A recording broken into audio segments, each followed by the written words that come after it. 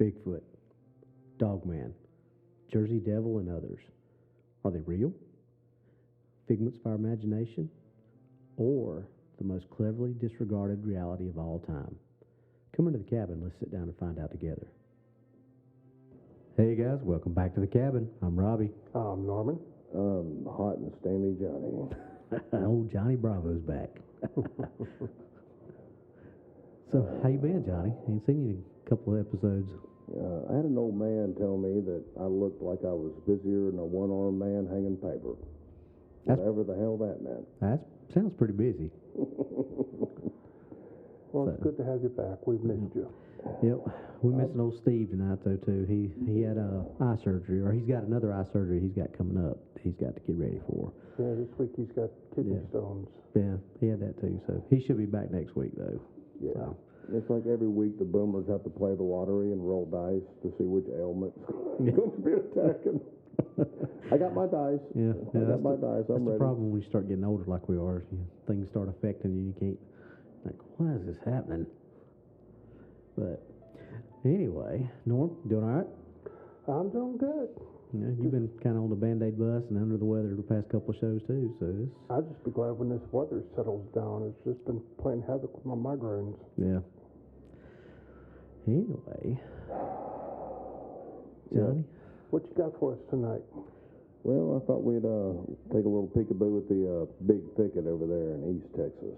Yeah, that's a pretty hot area, literally and figuratively. It's known for some exciting expeditions. Yeah, there's even a couple of Steve Lilly escapades in the big thicket area. Yeah, that one, whatever. Yeah, that was the thing with had the shaman in it. Yeah. Yeah, that was The Sabes. Don't creepy. you mess with my blessed Sabes. No, it wasn't that one. Yeah, that's the one that was in the big thicket. Or, no. This is the one with the cabin that they found and they were trying to get in. It was all the... No, I'm talking about Steve Lilly, where the guy that was in the, that was taking people out and scamming them for money. Was that in Big Thicket too? Yeah, but now, what you're talking about, where the Wild Hunt crossed over, that was in the big thicket That too. was the crossover, okay. Yeah. I just remember the Big Thicket and how bad this swamp was. Well, if you listen to the continuation of that one, it actually really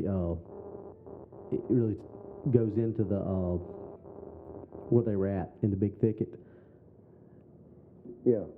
So, Yeah. but yeah, you're right. That one was in the big thicket too, because that was the one that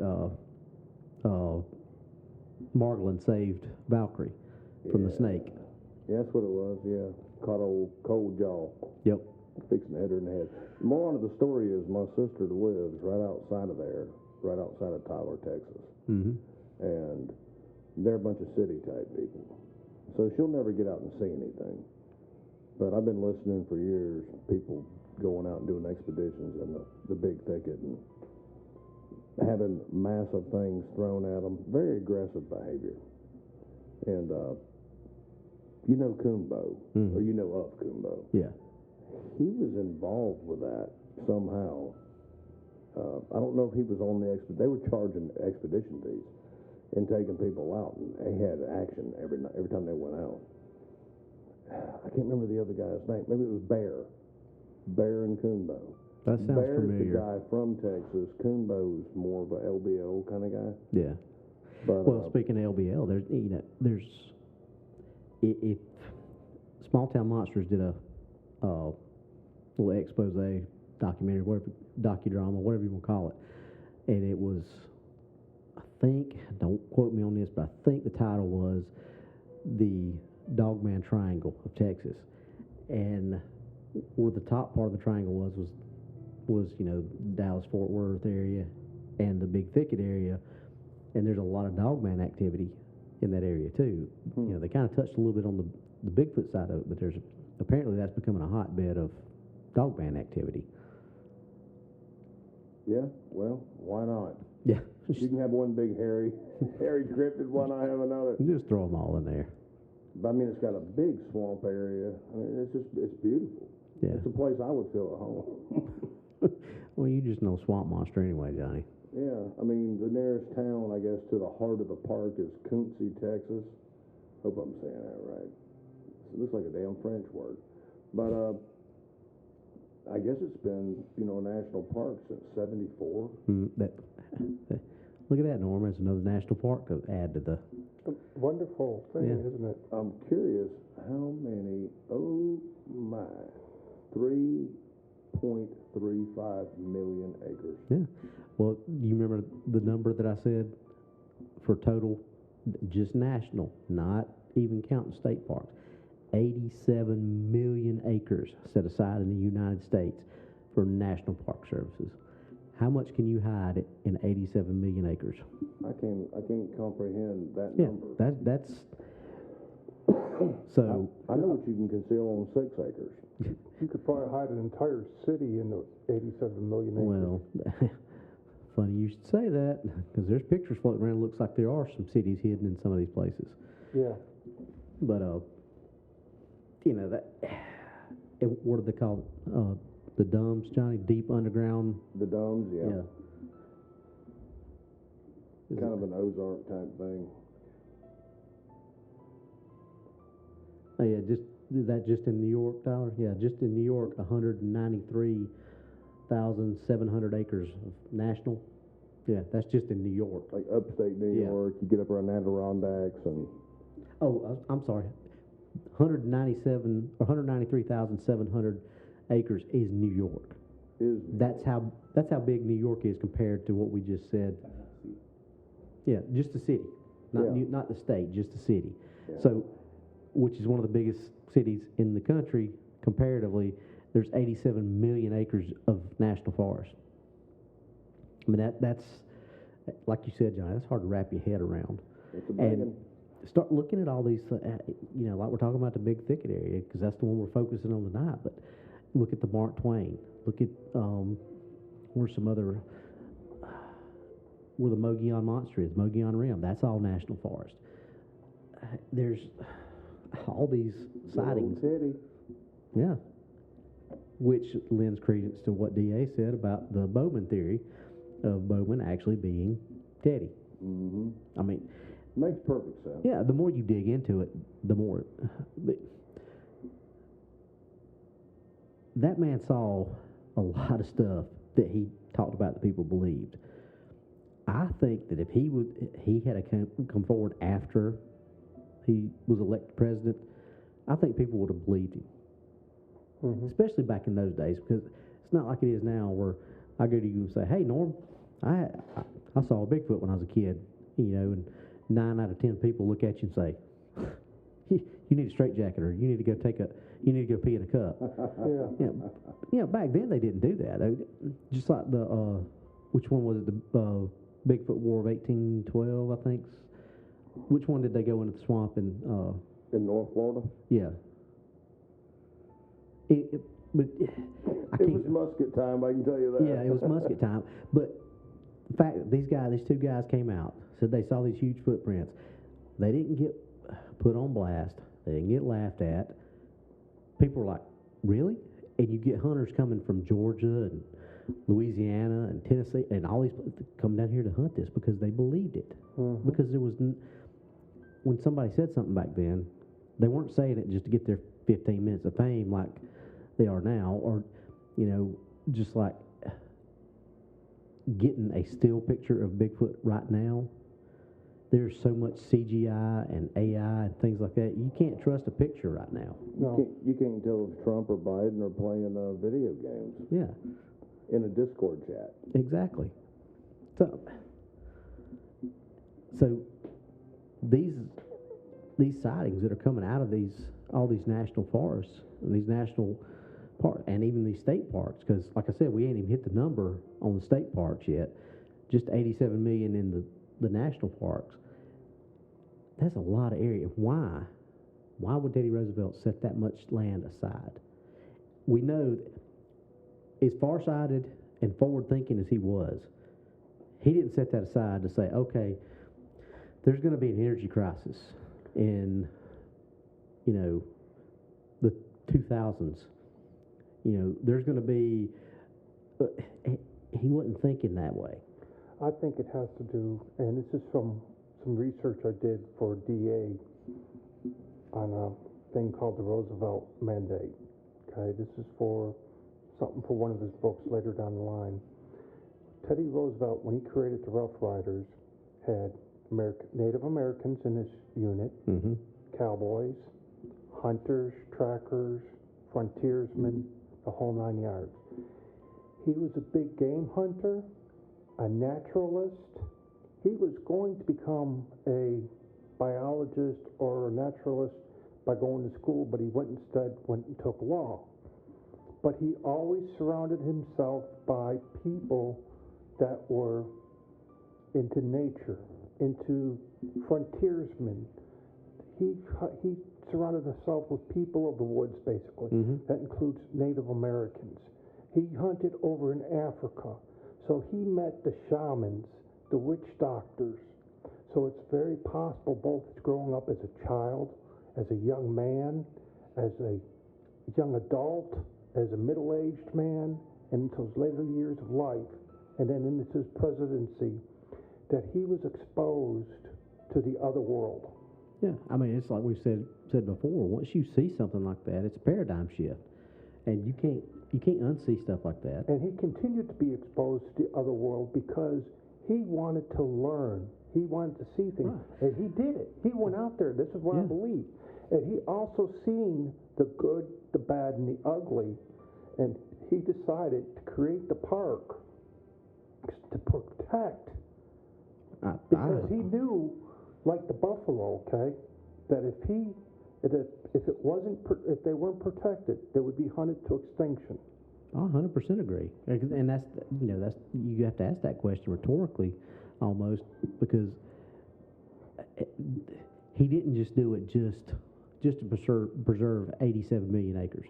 He had to have some kind of reasoning behind it. And we're not talking just like Bigfoot. Is any form of cryptid that he was protecting, because man would hunt it to extinction just to make a trophy out of it. Right, and I think that extends to most other creatures in nature too. But like I said, I don't think he made that preserve just for squirrels, or just for wolves and bears. I mean, here's the thing, and this has always been the rub as far as I'm concerned about this. Nobody ever came forward and said, "Hey, when the Bauman report became public, nobody ever came forward and said, 'Hey, yeah, I'm Bauman.' Why would you not? You got the President of the United States, probably one of the best presidents of the United States ever, that's claiming, making this. Why would you not come forward and say, 'Hey, yeah, that was me'?" But nobody ever did, and it was just a last name. And I've said this before, and I'll say it again. I can't tell you in my 26 and a half years of law enforcement how many statements I've taken from people.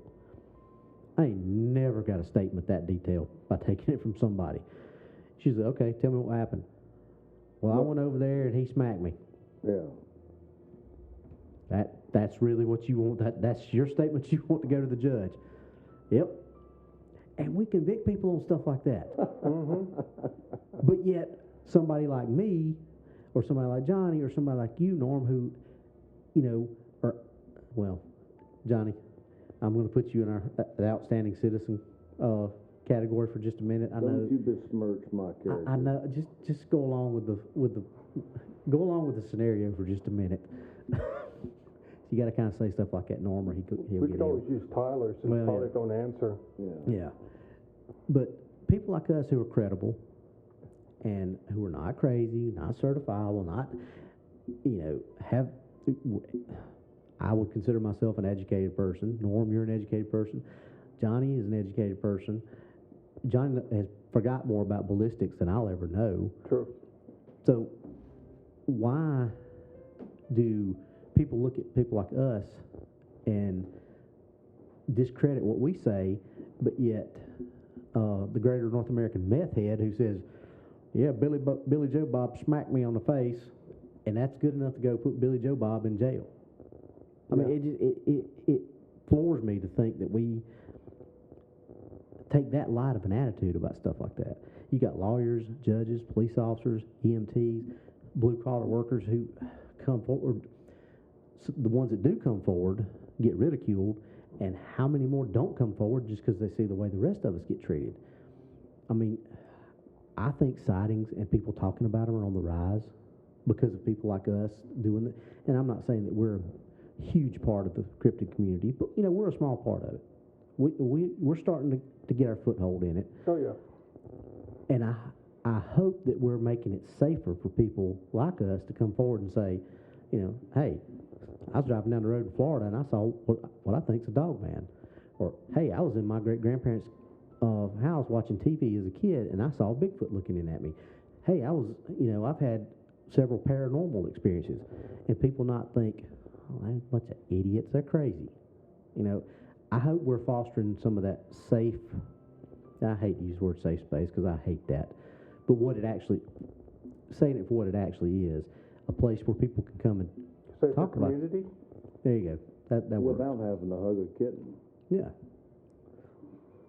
Or hug a tree or any of that kind of stuff. But I don't know, it's kind of diverging a little bit off of the big thicket thing, but it's kind of the whole encompassing part of it is people in this community want to be taken seriously. But then you got some of these hacks out there, and I'm going to use the word hacks because you got some of these people like a certain person that you and I both know, Norm, and Johnny, you know who I'm talking about. I'm not going to mention any names, but you know what we're talking about. Yep. But you got people that do stuff like that. That's why a lot of people think we're crazy. Yeah. Is because you get idiots like that who That do play the system. do the things that they do, and make the rest of us look bad because, oh, I've done this and I've seen that, and then you find out they're full of what. You let a TV producer get involved, and they will destroy anything that's good at its core. Yeah, you got to have something like the Small Town Monsters. If you want a serious expose or whatever you want to call it done on this, you have to go somewhere like that to where it's somebody who actually cares about what we're talking about, not some. If you don't want the Tiger King, basically, you've got to do something like, because for the shock value and the entertainment value, you're going to get something like that. Are you aware of the North American Wood Ape Conservatory? I've heard of it, yeah. Okay, well, they started out in the Big Thicket, and I think they ruffled feathers with their research and their findings. They basically got drummed out, and now they're up in the forested areas of Oklahoma. And when you hear them talk about Area X, it's not in the Big Thicket. It's in Oklahoma. And on Stitcher, you can find, they haven't had anything updated in quite a while, like close to a year while, but they had really good, in-depth, exhaustive, make your brain bleed kind of shows.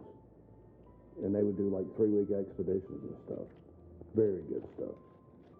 I had no idea they were in the Big Thicket till I found that out today. Well, I mean,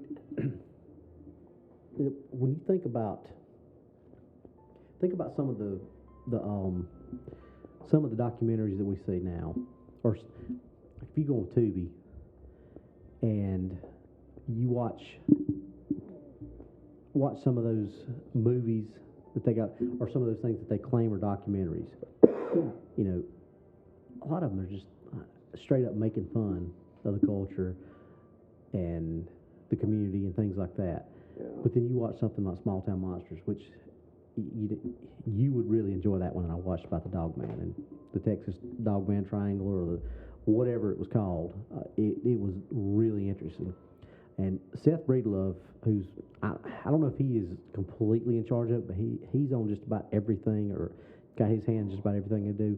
You can tell he really cares about this because he really puts an honest effort into everything they produce. And this one, it had Lyle and Ken were both in this, and I can't remember if it was Lyle or Ken that said it, but one of them was like, I'm not in this because I want to be famous.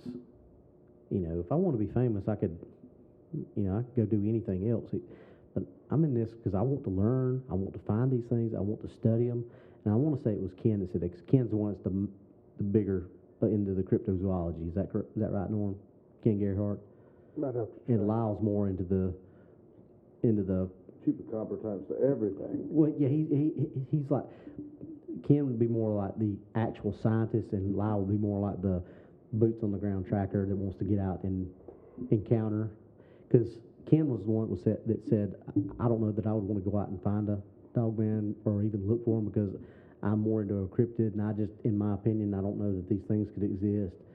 Which is fine. He wasn't saying anybody's crazy. That was just his opinion of it because of physiology and the science behind it. He didn't feel like this could be an actual creature that could exist based on his knowledge of science, which, I mean, it's fine. I mean, that doesn't mean that he thinks anybody's crazy. It's just, that's his opinion. But guys like that who actually listen to those of us who don't have all these documentaries behind our names and don't have the PhD in front of our names like Dr. Meldrum, but they actually take time to come out and talk to us and listen to us and listen to our stories.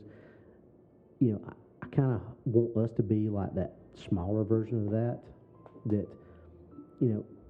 I've never had a paranormal encounter, but that doesn't mean I don't believe it can happen. So I don't look at Norm and say, you're full of it, Norm, just because I haven't experienced orbs or voices or, was it EVPs? Is that what that's called? Yeah. I haven't experienced any of that. But that doesn't mean that I think Norm's crazy because he has. Any more than I haven't experienced a dog man, and I think Johnny's full of it because he saw one driving down the road. I mean, I want to have a dog man experience. I'm not necessarily saying that I want to have a paranormal experience, Norm. Sorry. But that just don't, that don't ring my bell, so to speak. But some people, that's all they think about. Yeah. And I'm more. I think Johnny's the same way. More of the Bigfoot, Dogman, those type of creatures. But I like talking about and looking for all of it. I lived in a haunted house for about 12 years. You'd smell that perfume come and go. You'd have the cold spot you'd walk through every now and then. Yeah, Brandy laughs at me every time we talk about this. She's like, I'm going to get you in a haunted house one of these days. I'm like, no, you ain't. It ain't that big a deal. I said, I've been in plenty of them. They've got my money to try to scare me, and it never works because I know it's not real. But she says, no, I'm going to get you in a real one. I said, no, you ain't. So, Brandy, if you're out there listening, no, ma'am. Marty, if you're out there listening, you said the same thing? No, ma'am. Krista, no. Sorry. I've had enough of paranormal encounters. Old Paranorman over here. You know there was a movie called Paranorman, right? Huh? You know there was a movie called... Yeah. How many times has that joke been told to you? Perhaps. I've seen the previews of it, never watched it. But, I mean, if you talk about it, has that been, oh, way to go there, Paranorman? You've heard it, haven't you? Oh, yeah. Yeah, because I went out the other day and found a magnetic Bigfoot on the back of my patrol car. Gotta love these idiots I work with. You're loved. Yeah. That's what Chief said. He just said, embrace it. I said, yeah, I'm going to embrace something, Chief. He's the one who probably put it on there. Hey, I know who did it. Put it on there. They're $4. Some local guy made $4. Hey, it's on somebody's poor sense of humor. It's on my refrigerator. There you go. Okay. Here, the last couple houses I went to had small statues of the metallic Bigfoot cut out in the front yards. Yeah. But Johnny, I don't know if you've seen it driving around town, but there's quite a few cars driving around this town that have Bigfoot stickers on them. Mm-hmm. They're everywhere. Yeah. So, I mean, I see more Bigfoot stickers than I do Confederate battle flags. And we're in South Carolina. That's saying something. That's saying something. I've seen a few of those. But anyway, back to we're getting down a rabbit hole again, as we're wont to do on this show and the AX Machina. But back to the big thicket, Johnny. I'm going to Austin the first weekend in October for old girl's nephew's wedding. Problem is, I won't have time. I'd love to have time to go stay with my sister, let her think I actually care about her style of life, and I can ghost off in them woods. But Yeah, sis, I love you. See ya. I'm going out in the woods. I'm getting over to nowhere. See, how far from where I'm going to be in Dallas Fort Worth? Oh, it's literally like 45 minutes northeast or east. See, You see on that one map. yeah. It actually, Dallas Fort Worth, you fly into DFT, and then Well, see, I'm driving, and we're going to go. you're going to go right through it. You're going to come in on 20. Well, me and Krista and Brandy are actually going to go to Falk first. Okay. I'm going to drive and meet them Thursday night. We're going to Falk, Arkansas Okay. to see the Then you'll spot. be coming in down diagonal. So what I'm thinking about doing is talking to them and saying, hey, after we do this, why don't we make another little side trip and go? Do your Googles between now and then. Maybe you can link up with somebody from the area. Because I'm just telling you, these things are known to be highly aggressive. Oh, I'll have the big This girl ain't with none me. of that Patty giving you that mean stink eye as she's walking off. These things will come get your ass. That's what everybody says. They're physically aggressive. It's not like bluff charges. When they throw rocks at you, it's at you, not to spook you. Well, I had the big girl. I might need to get a few of her play pretties from you. You need to come see me. I got something for old big girl. Right. I got her favorite candy. No, I need to get some candy for the big girl then. So, because I've got one PMAG now because of certain things that we've. Lancer mags are the flavor of choice. Yep. But for some reason, they love them. I may have to borrow one or two of those from you too. Yeah, I think for $40 you get 3 Lancer mags. But they got steel feed lips. It's a polymer mag, and I've had 0 issues. So none of those issues that we talked about when we were over that day. Okay, cool. Have to look into that. And I can modify any of your aluminum or stainless mags to feed old big girl properly. Good. I'll give her a bigger spork. We'll have to do that before September. So, but anyway, I might engineer an extra side trip to the big Thicket area. Mm-hmm, definitely. But we coming up on the half-hour mark, like our normal time frame is. Johnny, you got anything else you want to throw their way about the big Thicket area? I can't wait to go. It's just logistics. Yeah, and that's if I'm going to be right there in that area, that may be, I'm not going to say it's going to be my only opportunity, but it may be one of my best opportunities. So. Exactly. It'd be a shame that's a target of opportunity. Yeah, to be You're that already close. right and there. I know we're going to go one night. We're going to go down to where the Fort Worth monster has been sighted and supposed to be seen. I don't know how far Brown, Texas is from there, where Tex has had all his encounters. But if that's close, might look into that too. But I would think driving in, especially if we're going to drive right by it coming in. You might want to see if you can get a hold of Kumbo. He's a very personable guy. Tex may know him. He may. Hell, he should. I mean, if you're in this and you don't know who Kumbo is. Yeah. Well, I mean, Tex is a pretty big name in the community too. So maybe I'll reach out to Tex and see if he can arrange that, or Tex may even can facilitate that. Like I said, I think the other guy's name was Bear. I think he was the Texan that was either Texan or Louisiana. Hell, it's all right there together. Yeah. I don't think Bigfoot knows where the county line is. I don't think so either. According to that map, he don't need to worry about the county line. I don't think he recognizes them kind of jurisdictional borders like we do. So, Norm, anything else? No, nothing at the moment. No. You want to tell them what we planning on talking about the next show, Norm?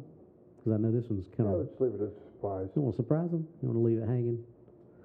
We'll just leave it as a surprise. Leave it out there as a surprise. It's going to be an interesting show. I'll be honest. It's something that it's kind of fascinating, but I've never really thought about it in the. I've seen some stuff in the feeds lately, which is why I chose that topic. That's why I figured maybe I'd bring it up. Yeah, and you know, it's we've talked about stuff that's been speculated on, and we've talked about stuff that's been told that turned out to be nothing more than just basically It'll be an interesting topic. something to keep a town alive for, Growing up in Florida, it was a mythos that we were heavily immersed in, and I'm gonna leave it there.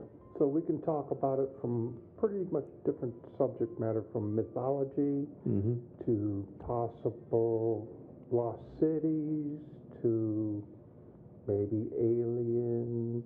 Yeah, now there's a lot of different ways to approach this topic. To a cryptid. Mm-hmm. I mean, you got 4 possible categories right there to discuss about it. And really, in pop culture, really, And it's a good pop culture topic. There's several movies made, movies and things that I could say right now that people wouldn't know exactly what we're going to talk about. and not just counting anime stuff. I mean, there's been a bunch of live action. Yeah. I'm thinking of one specific, very popular live action right now. That if we said it, it would be everybody would be like, oh, I know exactly what they're going to talk about. But we're going to leave it hanging out there because no one wants to surprise everybody. It'll be an interesting topic. We'll see how everybody takes to it when we discuss it. I mean, some of these topics are hit and miss. Some of our, like our Rougarou show has been one of our most popular shows. I'm thinking about also maybe doing another one on the Dogman topic, about the weaponization of the Dogman, maybe? Yeah, that would be a good one. We need to do a show about the LBL again. That's kind of a hot button topic right now. So we got a lot of ideas floating around. It's just a matter of coming in here and. I figured that one, the surprise topic, and maybe the weaponization of dogmen would be a good topic. We have always a good. Oh, I love our dog. Yeah, y'all know that. I think that'll make an awesome topic because we can go so many different directions with that. I think me and Johnny could probably talk a couple hours about Dogman stuff and not even really realize it. I think that'll be a good show to talk. I think Tyler had to shut us up when it was me and you that time talking about your Dogman encounter. So, all right. Well, Norm, how can people get in touch with us? They can find us on Facebook. On our Facebook page, they can leave messages on the main page. They can IM the admins and mods if they have questions, suggestions for shows, need to reach out and talk to somebody about an encounter or need help. We have friends here all over in the United States, Great Britain, Australia, and other places that we can hook you up with other groups as well. We have other groups here in the U.S. that we can associate you with for investigative purposes, or if you need someone in the area that might be able to come by and talk with you. If you needed some assistance in just knowledge for some reason that you don't want a full investigation, but you need someone to come out and take a look at something, and you just ask questions. You can reach us on Facebook. You can also find us on YouTube, and Robbie will tell you some more about that. Well, like Norm said, our YouTube channel is What's Really Out There. Find us on YouTube. We're really trying to push that one. 320 something, Tyler, I believe. At last count, we're pushing on up close to 400. Once we hit 500, we can actually start doing a lot more stuff, putting a lot more effort back into the show to help you guys out. Because we enjoy doing this, but we have to be able to get in here and work in these hot, humid conditions. We'd love to have an air condition. One that was quiet enough that we could have on while we're in here sweating. No, I'm just kidding. We enjoy doing this, but once we get to 500, if y'all want to start helping us on things, that we can actually have y'all start helping us a little bit if you choose. We're not asking for it, but at that point you can if you want to. Also, we got an email, what's really out there 2022 at gmail.com. And for those of you who don't have any kind of electronic communication, Johnny? Yeah, I'm still working on that carrier pigeon thing, but my neighbor keeps shooting them and eating them, so it's a learning curve. Yeah. You got to send them the other way. Maybe I can use turkeys because they're protected all but 1 month out of the year. There you go. They can carry bigger packages too. Well, just don't do the Les Nessman and throw them out of the helicopter. No less than. I wonder how many people who listen to us actually know what we're talking about with that one. Tyler, do you know what we're talking about? Good. I'm glad Tyler knows what we're talking about. Boomer humor. We got it in abundance. Pinedale Shopping Mall has just been bombed with live turkeys. Film at 11. Well, let's get out of the sauna for a little bit. The sauna. It's making my kilt get, all the pleats are falling out of it. All right. Well, that's all we got for today, folks. We'll see you next time. Y'all be safe. Have a good one.